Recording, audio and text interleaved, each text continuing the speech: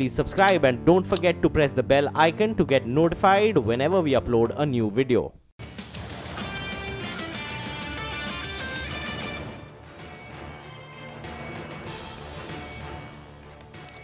Hi, very good morning. You're watching Power Breakfast on CNBC TV 18 in the Mumbai News Centre. I'm Ekta Batra and with me is Mangalam Malu. Well, it is definitely raining outside in the city of Mumbai.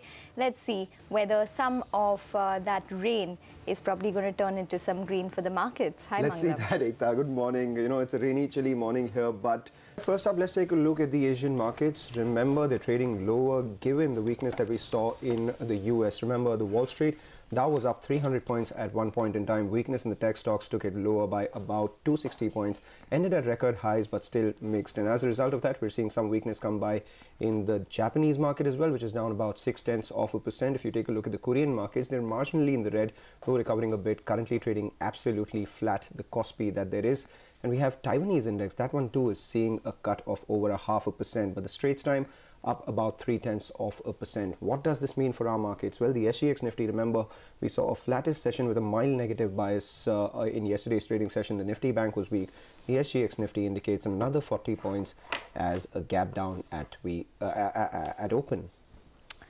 Okay, well, let's tell you about the U.S. markets. On Wall Street, the market cheered the Senate passing the tax reform bill in early hours of trade, but the rally eased following a sharp sell-off in technology stocks. So the S&P 500 index reversed gains, while the Nasdaq fell over 1%. Dow Jones, on the other hand, notched a record closing high, with the index soaring 300 points in intraday trade. CNBC's Aditi Roy gets us a wrap of all what took place on Wall Street. Markets finishing the session mixed. The Dow adding 58 points, the S&P down 2, and the Nasdaq off 72. The Dow and the S&P hitting new record highs today on the back of the Senate passing a bill to overhaul the U.S. tax system over the weekend. Banks, media, and transports posting the biggest gains as investors see those sectors as the clear winners from tax reform. The positivity not transferring to the tech space, with the biggest tech names posting big losses. CVS Health striking up a $69 billion acquisition deal with insurer Aetna. The CEOs of both companies appearing this morning on CNBC and promising drastic changes in the way customers interact with the pharmacy chain. Both executives arguing that the deal will drive down costs for consumers immediately. The massive merger coming less than a week after CNBC reported that Amazon has held high-level talks with some generic drug makers. And Facebook launching a messenger app aimed at kids 13 and under. The new app, Messenger Kids, allows parents to control whom their kids can chat with and view their conversations.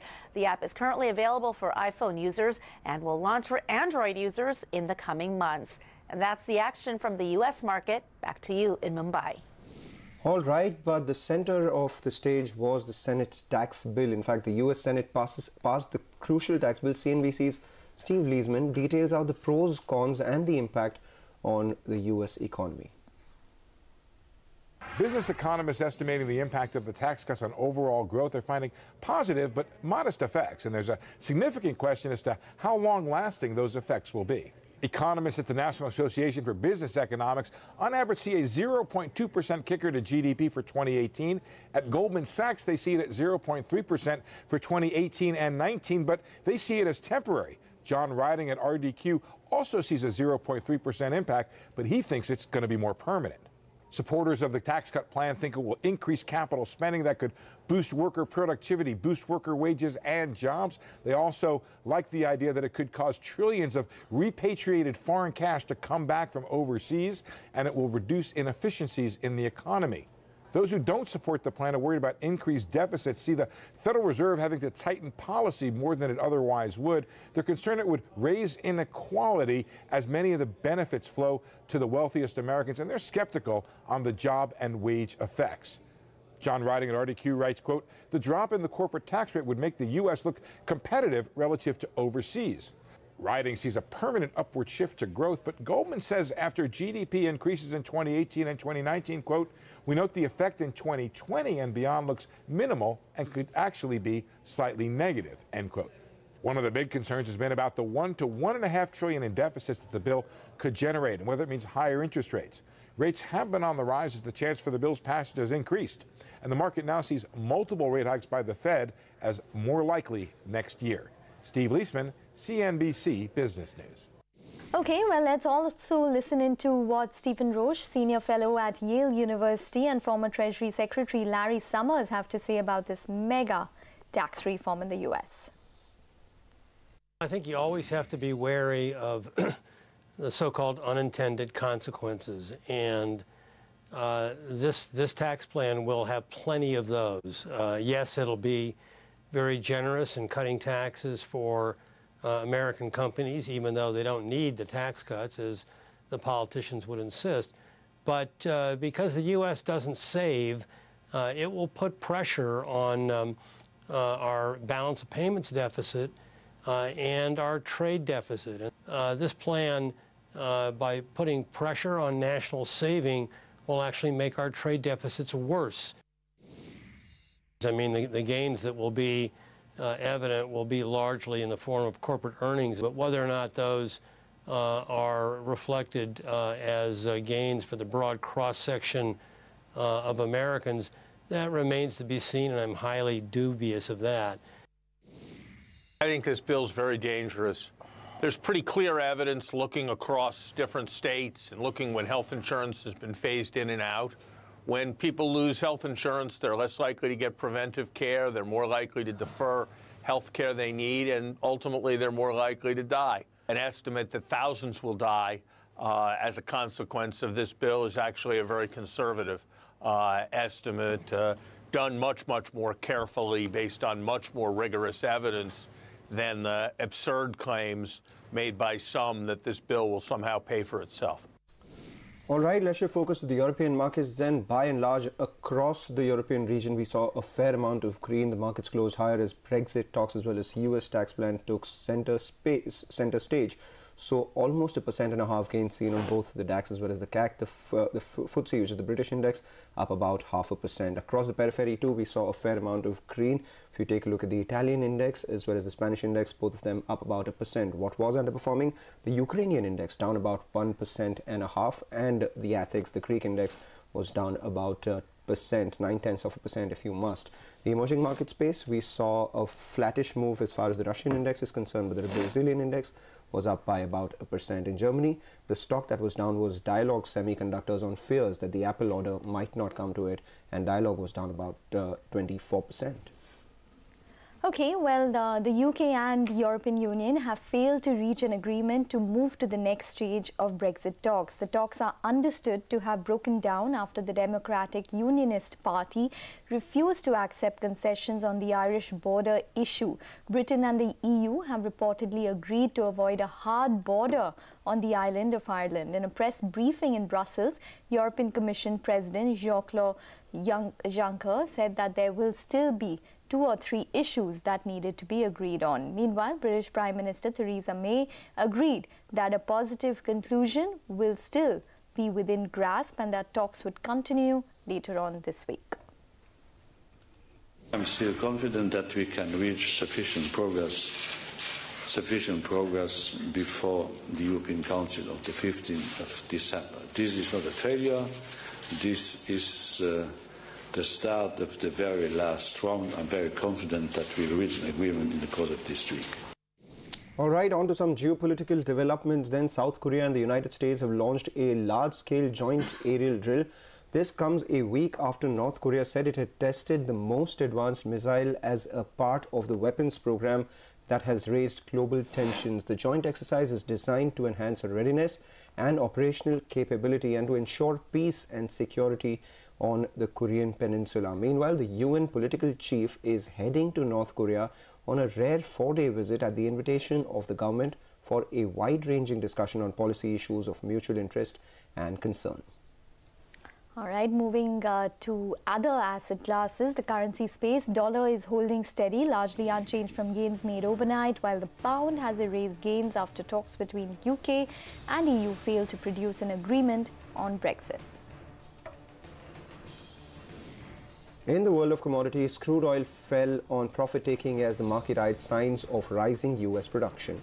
Yesterday, back home on Dalal Street, the markets, they managed to hold on to marginal gains and end trade on a flat note. The bank stocks, they underperformed. The index closed 0.5% in the red. The mid-caps too more or less mirrored the benchmark indices. Well, what are the cues stacked up for today? Anisha joins in to give us more. Good morning, Anisha. Good morning, Mangalam. Well, if you look at the Asian screens today, they are not very enthusing. The Kospi had recovered from the low point of the day earlier, but the Nikkei, with the last time I checked, was still down about 0.7%.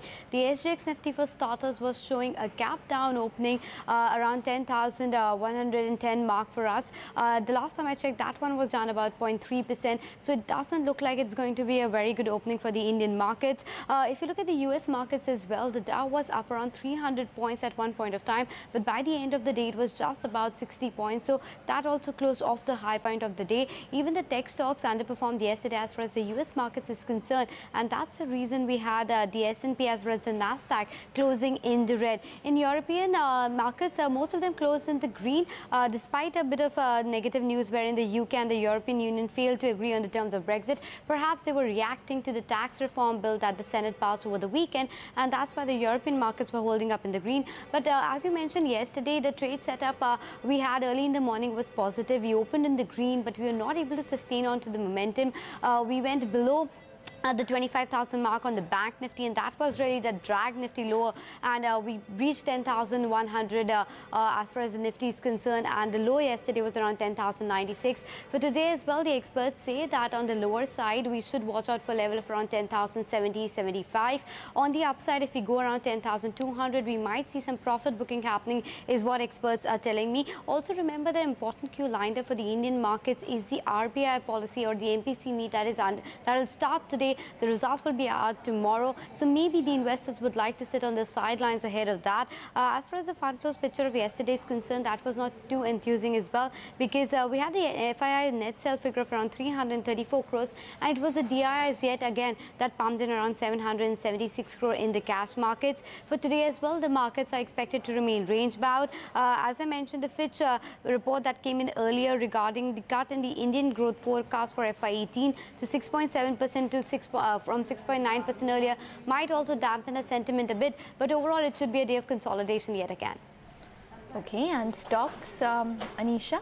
Well, yes, not many stocks that are in news versus what we see in the result season usually. But first up, I have Bank of Maharashtra. The QIP opened yesterday with a floor price of 26.8, so that should be in focus. Bharat Forge, we got the Class 8 truck numbers early this morning for North America. The November business is up 68% year on year. Yes, there's a marginal fall month on month, but overall, the sense that we have in terms of the trend remains strong. As far as Eros is concerned, Eros International PLC announced around $100 million equity-linked financing.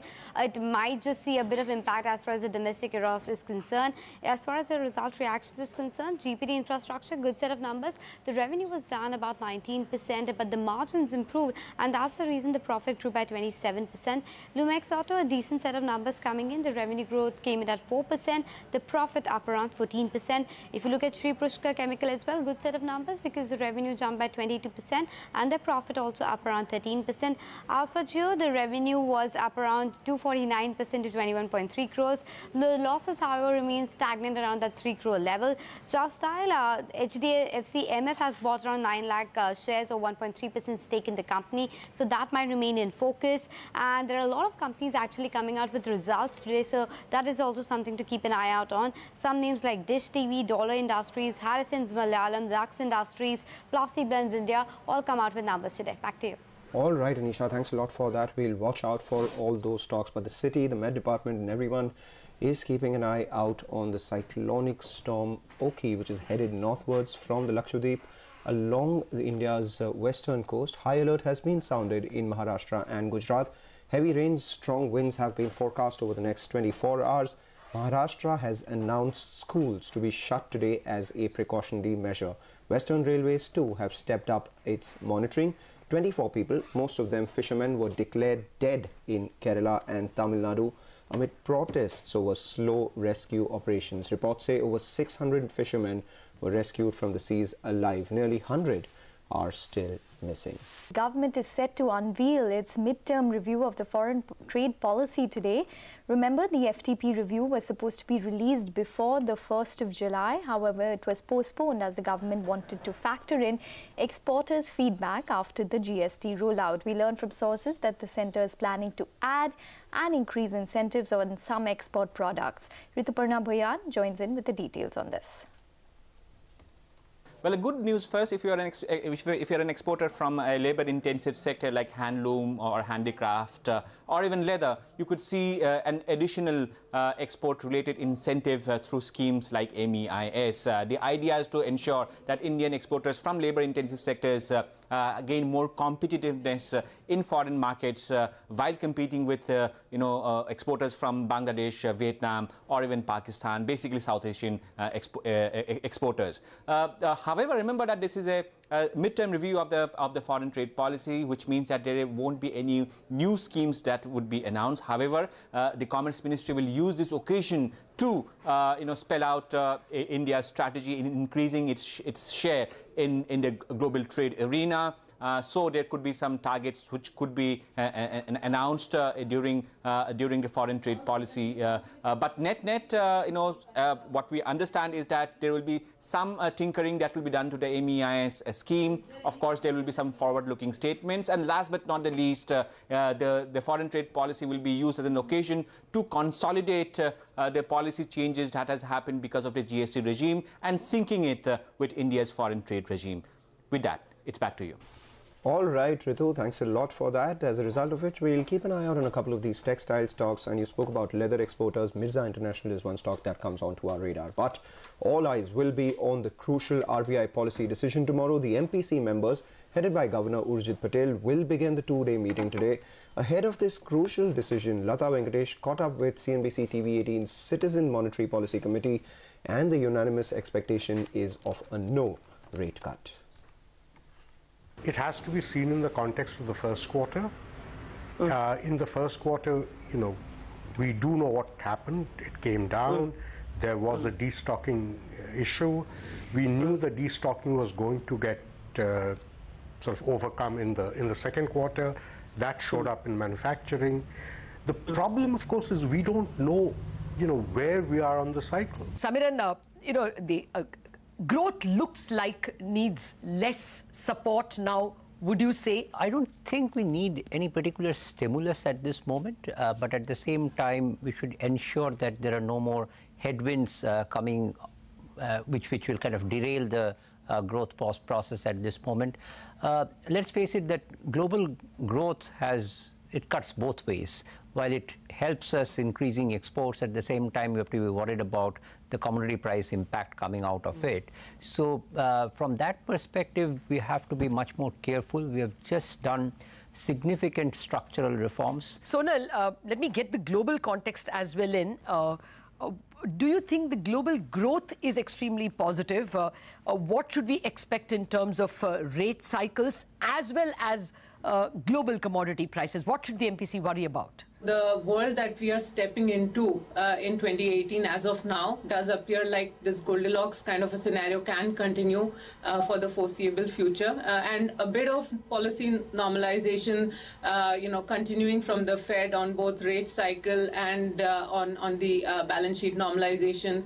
The European Central Bank, we think, will announce a tapering of its asset purchase program mid 2018, and we have a lot of other global central banks also normalizing. How worried should we be about inflation? I'll come to growth as well. Yes. But inflation? Lata, so I think, since the last review, all the inflation risks have moved in one way. Oil prices are now 12% higher than they were when the RBI last met. They're 12% higher than what's presumed in the RBI's inflation forecast. You saw some unseasonal increase in vegetable prices. Global commodity prices, metals have gone up. But I think most importantly, if you look carefully at core inflation, and this is not trivial because you've got to adjust for petrol, diesel, housing, What you see surprisingly, or at least at the time, was that core momentum both in September and October was quite steep. Prices went up 0.5% month-on-month seasonally adjusted, right? This was not GST related because the GST impact was July and August. Now that makes sense. If you look closely at the GDP numbers that came out, the headline understates the kind of recovery in the private sector. Adjusted for agriculture and government spending, we've gone from 3.8% in the first quarter to 5.5% to 6.8%. So now the pieces kind of add up that India's domestic recovery is nascent, but is occurring, maybe a little more strongly than the headline numbers suggest. Soumya, I wanted the fiscal picture. One of the big problems that the MPC bothers about, will we see a fiscal slippage? How should the MPC add up those numbers? See, in terms of the fiscal, I think there is a lot of, consternation in the market in terms of a possible fiscal slippage.